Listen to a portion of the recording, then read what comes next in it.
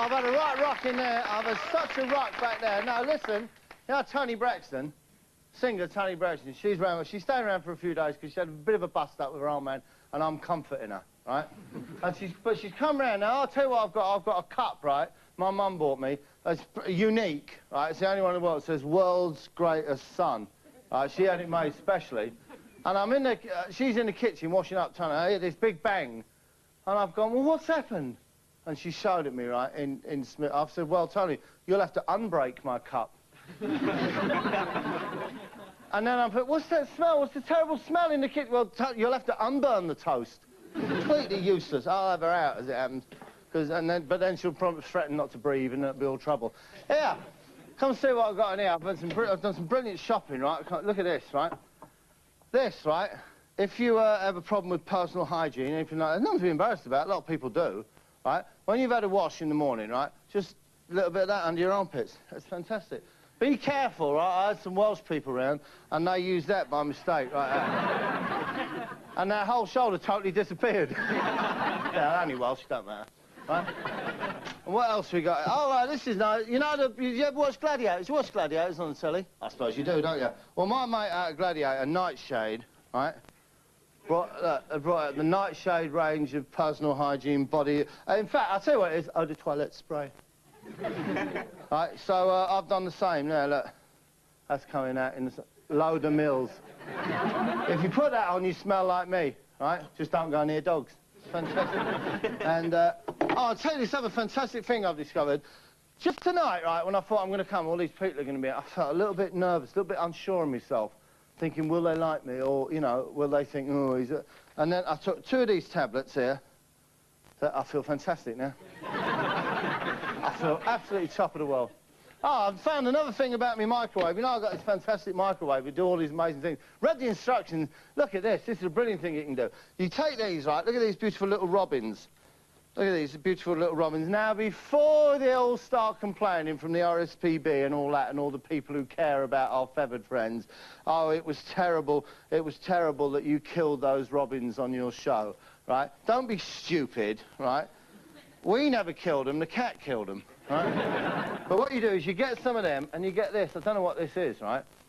So, you know Tupac? He left it round my house. He was round here, he smoked a lot of them, right? They're just big, I think they must be herbal cigarettes. You take them, right, and you put them all together away, right? 2, 2, 2, 5, 5, 7, 7, 9, start. Just wait a second. Ding! And you wind up with some mellow birds. Fantastic. Ah, you ain't got one of them, have you? What have I got? Oh, who's left this line around here? Me cleaner, me Welsh lady who comes in and cleans, look, has left this line around here. I bought this, right? I won't tell you how much it costs because you might be a bit embarrassed. Not expensive, not by my thing, but it's fantastic. It's called an E-meter. It's a Mark, I think it's a Mark 6, but it's the new E-meter. It does everything. I can't begin to explain what it does. It's just fantastic. It just makes you feel better. And you put these electrodes on your skull and you turn it on. It gives you a little buzz like that. It's fantastic. That's my E-meter. And she left this here for as well. This should be in my car. I sent her out to wash my car and she's left this here, right? This is my St. Christopher medal. He's the patron saint of travellers. This is my lovely St. Christopher medal. I'll put that there and put it in my car later. This is a picture of me when I met Gandhi. That's it. I went over to see him. No, I went over to see him because I said, here, Ben, because that's his real name. I went, here, Ben, everything fine and all that, trying to bring peace to the earth, but you've got to get a square meal down your belly, son. You're wasting away to nothing. He didn't take any notice, and look what happened to him. And, oh, this is another book that I got, right? The Rights and Wrongs of Women. That's a good book. I thought I saw it, so I thought I'd edited Juliet Mitchell. The Rights and Wrongs of Women. So I read it. The first 6 pages there, that's the rights of women. Right, as it happens, right, you're lucky to find me in, obviously, because normally this time of night, I'd be out and about. Obviously, a lot of people love me, and they come up to me in this street and they go, oh, brilliant, give us your autograph and that. A lot of people who join this club, and I'll give them a T-shirt and pictures of me and that. And when they die, right, instead of just burying them or burning them, right, what I do is I have them stuffed, and I put them in glass display cabinets in this place. So it's nice, you can go around and have a look at them. All my fans through the ages. Right, I want to find somewhere safe to put my beautiful St. Christopher medal. I'll put it on the top, then on my way out, I'll put it back in the car. It hangs from the windscreen like that, and it keeps me safe when I'm on a journey. I'll tell you what, do you mind if I do something just before we start the show? I just want to make sure that everyone is here. Okay, so first, I want you to feel the seat beneath you. Would you do that? Just feel the seat beneath you. You got that? Okay, very good. Now, I want you to turn to one of your neighbours and say hello to him. Would you just... There you go. Okay, now I want you to look at a neighbour across the room and wave and say hello. Say hello to him. There you go. You got that? Okay, now, okay. Are you here with me in my flat? Yeah! There you go, that's fantastic. I just think that brings us closer together and gives us a more spiritual feel. That's all. It's just it's, you know, something that I've been into lately. Right, TV programmes. What do I do, right? What do I do? I'll make the best TV programmes in the world. Here's one that I made. I just want to show it to you. It's when I go out with my friends in the police force. Here's a man being caught with a prostitute. Clearly admitting, right at the very beginning, he's paid £10 for oral. £10 for a woman to sit and talk to you. But he's so disarmingly honest, you can't help loving him. You picture up Main Street. And it was £10 per hour, yeah? Have you been in troubles before? No. No. The only thing is, I feel sorry for them losses, because, I mean, I wouldn't do them any harm, there's no doubt about that. I wouldn't do him any harm. This is the first time I've ever got caught doing this. First time I've ever been caught doing it. It's amazing, really, because I'm out most nights. Not only are you nicking me, but I'm now rubbing in how useless you are at your job. I'm out here, mate. I often wave to you as I'm passing. Got £10 for oral. All I'm doing is issuing a verbal warning. What you do about that is your business. You know what I mean? If you want to get the chance of getting caught again. So that's basically it. Thanks for being What about cooperative. the last? Does she want to lift back, or...? No,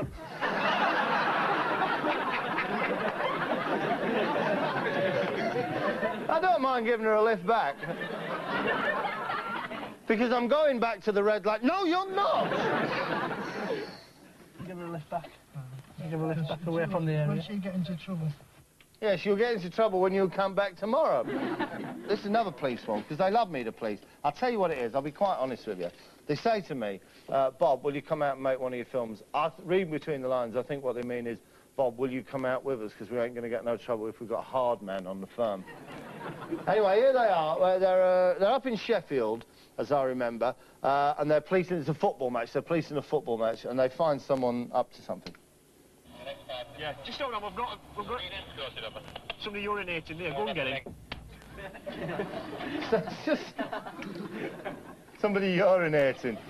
All the students going, what's urinating? Pissing. Oh, right, okay. Stand by also for some of the finest camera work you'll ever see.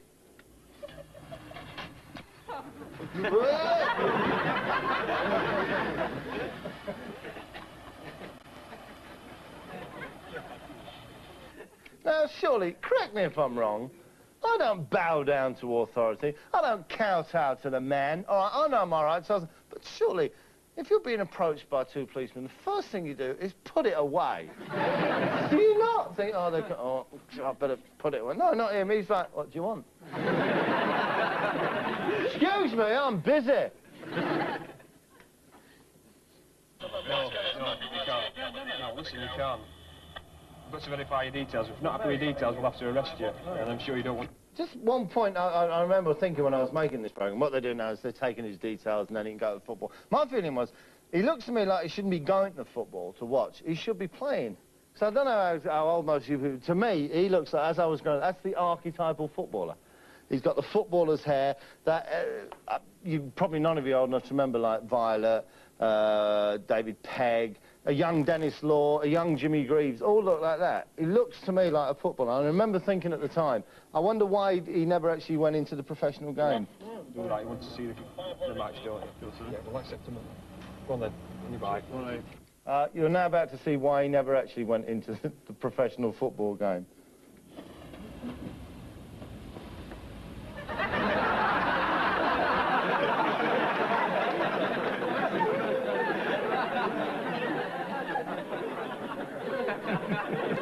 Because he runs like a tart. I'm sorry. Sorry to have to say. So how much did you spend on him, boss? £7 million. 7 million? Seen him play yet? I ain't actually seen him, but I've heard good reports. What, we ain't seen him play? I don't need to see him. I can tell by looking. He looks the part, doesn't he, the boy? Hey, Ryan, go and join the other boys. Right, boss. Boys, I'm coming.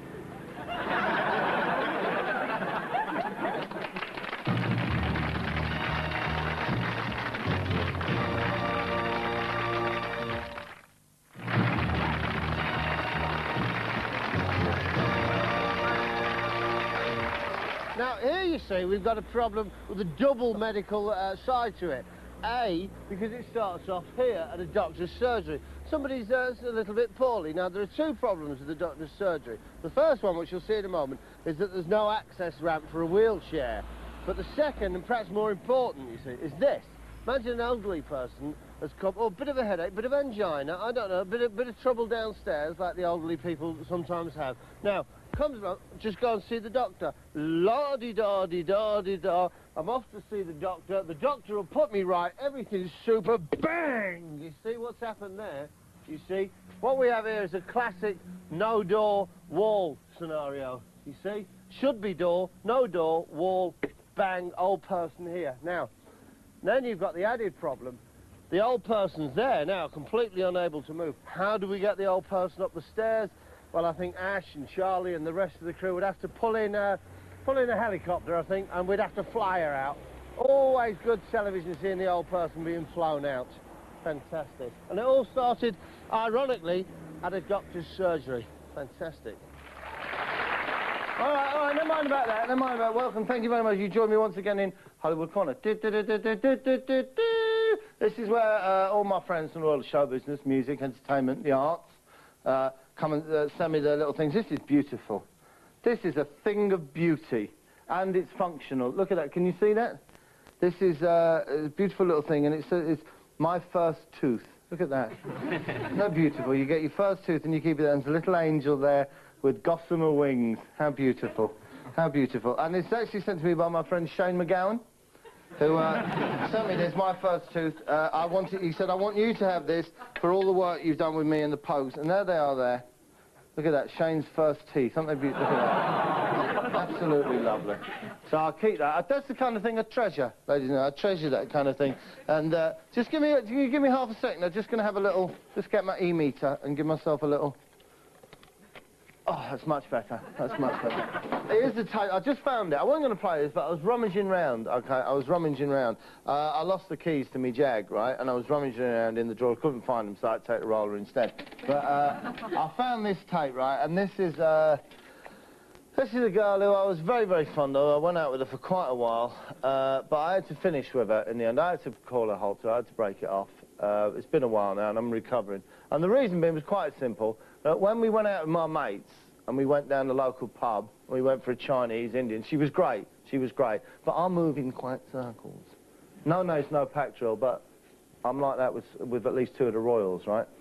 And I found that when we went to garden parties at Buckingham Palace, when we went to Henley Regatta, when we went to the opera, she would occasionally let me down. I loved it. I couldn't get it. I didn't know, you know, because I wasn't expecting it to be long. It was too long for me. I'm not used to things like that. I just looked at me a little off.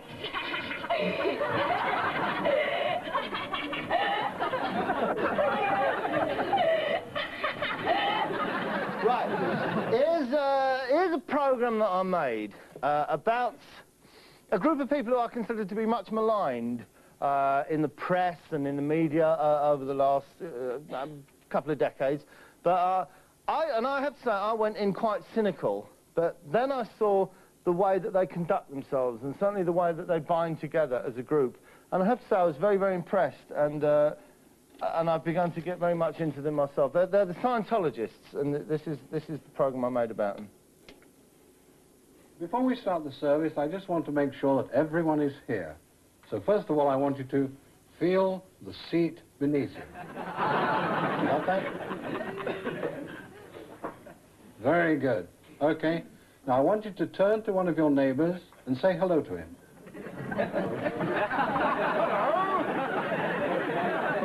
Hello, my name's Roger. I haven't got any friends. No, I don't. Okay. Now I want you to look at a neighbor across the room and wave and say hello to him. You got that? Okay. Are you here in the chapel at St. Hill? Oh, that's beautiful. And I think the world would be a better place if more people acted like that. I really do. So why don't you try, when you're going to work tomorrow, I want you to feel the seat beneath. Get out, you big ponce. Anyway, here they are, and here's all about them. Very good. Scientology began life as Dianetics, which was described by its inventor, Lafayette Ron Hubbard, as the modern science of mental health. Hubbard regarded his discoveries as so important. Hubbard? L. Ron Hubbard? Correct me if I'm wrong, ladies and gentlemen, quite clearly Mr. Donald Sinden. He started the calendar all over again. To a Scientologist, this isn't the year 1981, but 31 AD, AD meaning after Dianetics. Must be a terrible thing if you're a Scientologist every January the 1st. Oh, God, I've written 32 AD on the check. I think that's very funny. Hubbard's work took on religious overtones when he claimed to have discovered evidence of past lives. A former science fiction writer, Hubbard also claimed to have visited heaven twice. On the second occasion, he reported the place had become shabby. Even the pillars of the gates of heaven were scruffy. So, the chances are that when you die, if you've led a good and fulfilled life, you go and live on a housing estate in Rotherhithe. Just turn up to heaven and say, oh, hello, Oh, I don't think so, do you? One of the great problems with Scientology is it's founded on a mistake, right? It's not L. Ron Hubbard's fault, right? L. Ron Hubbard had an idea, and it was simply this, right? That as man progressed, okay, as he went further up the scale of enlightenment and intelligence, the danger was that he then became more open to the forces of evil, which are kind of very intellectual and conniving, and that there was a danger he would become a devil, a Satan.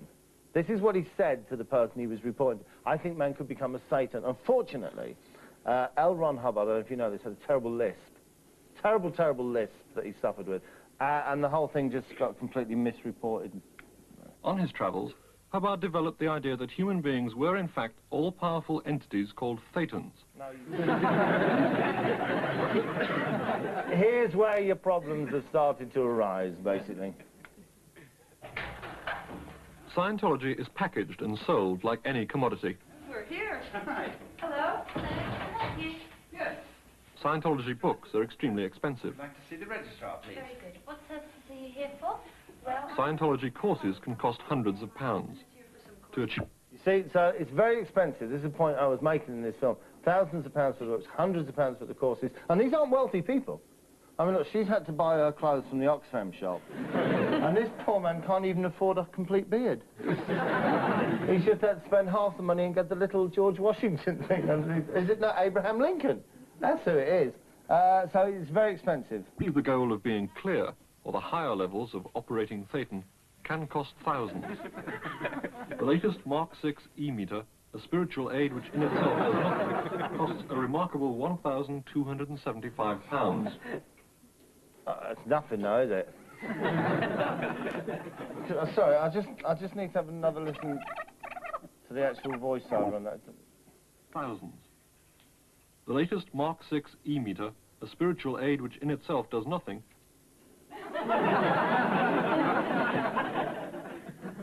Well, taking A advantage remarkable of people. £1,275. No chance of taking it back, I suppose, is there? Anyway, the question is, you can spend hundreds of thousands of pounds, because this, I made this film about a few years ago, so you can double, you can treble that, right?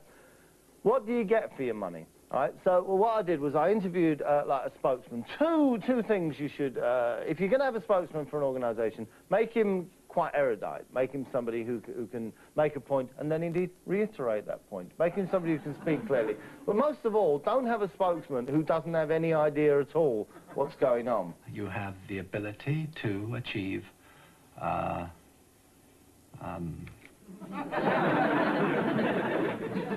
the ability to achieve something to justify the huge outlay of cash. all sorts of better states. I gave you £58,000. All sorts of better states. I'm sorry, I want something more specific than that. That being so, yes, the Phaeton is capable of improving his lot. You can get on better with your wife. You can communicate better with your kids. I'm sorry, I could have spent the money on a fur coat and a big scale electrics and gone better with my wife and kids.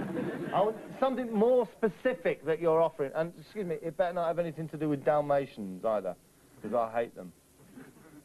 Can be more aware of the universe around you and more considerate of the people around you. You can learn to paint better, learn to drive a car better, and 101 other things. Sorry, you've absolutely lost me there. All right, I can't remember what else is on this. I remember making it. This young couple window shopping in London are from Norway. I remember them. I do remember them. I remember her. I remember they're Norwegian.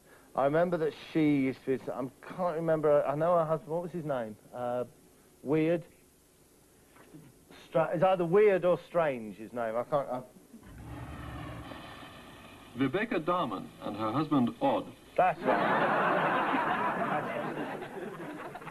There you go. As it happens, I can't hang about. I've got to go because... Yeah, I'll get me E-meter. Mark 6, don't forget. And I'll just give myself a little shot. There you go. Now, I'm going to go now and be nicer to everybody and do a bit of painting and fix my car. And if I'll find any Dalmatians, then I'll give them a little shot as well. See you later. Cheers.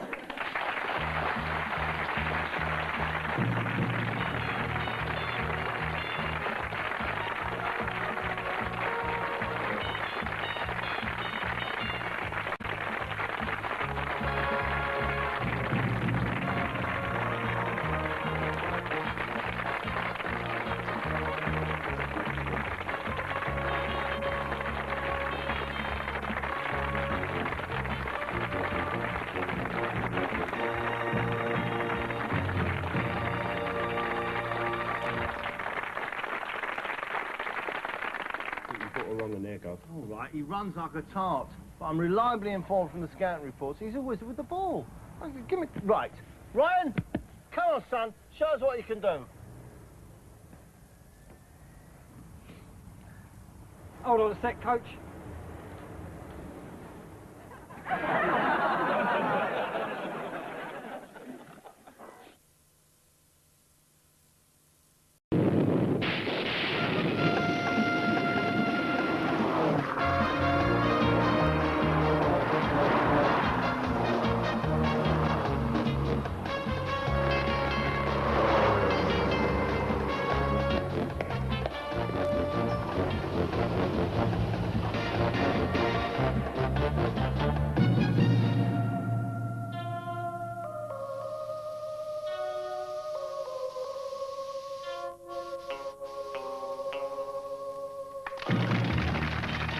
Cup, right? My mum bought me. It's unique, right? It's the only one in the world that says "World's Greatest Son." She had it made specially, and I'm in the. She's in the kitchen washing up, trying to hear this big bang, and I've gone, "Well, what's happened?" And she showed it me, right? In Smith. I've said, "Well, Tony, you'll have to unbreak my cup." And then I put, "What's that smell? What's the terrible smell in the kitchen?" "Well, you'll have to unburn the toast." Completely useless. I'll have her out as it happens. But then she'll probably threaten not to breathe and it'll be all trouble. Here, come see what I've got in here. I've brought out the nightshade range of personal hygiene, body... in fact, I'll tell you what it is, eau de toilette spray. Right, so I've done the same. Now, look. That's coming out in a load of mils. If you put that on, you smell like me, right? Just don't go near dogs. Fantastic. And, I'll tell you this other fantastic thing I've discovered. Just tonight, right, when I thought I'm going to come, all these people are going to be, I felt a little bit nervous, a little bit unsure of myself, thinking, will they like me, or, you know, will they think, oh, he's a... And then I took 2 of these tablets here, so I feel fantastic now.